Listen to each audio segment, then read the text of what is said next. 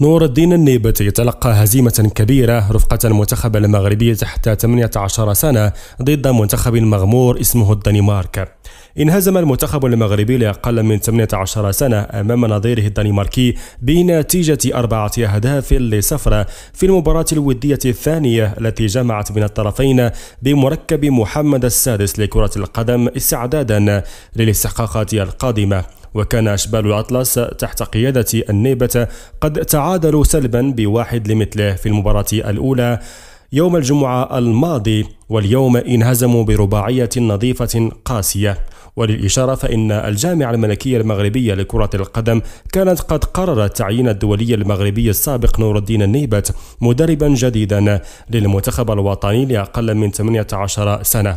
بالإضافة إلى ذلك فإن المنتخب المغربي لأقل من 20 سنة مني كذلك اليوم بهزيمة بنتيجة 5-4 ضد نظيره الفرنسي. المباراة أقيمت بضواحي مدينة باريس، حيث انتهى الشوط الأول بتقدم المنتخب الفرنسي ب4-0 فيما استدركت كتيبة المنتخب المغربي في الشوط الثاني وسجلت 3 أهداف، وقلصت النتيجة لتنتهي المباراة بفوز فرنسا ب5-4. وللإشارة فقد انهزم المنتخب المغربي في وديته الأولى ضد فرنسا لفئة أقل من 20 سنة بنتيجة 4-3 قبل يومين كذلك.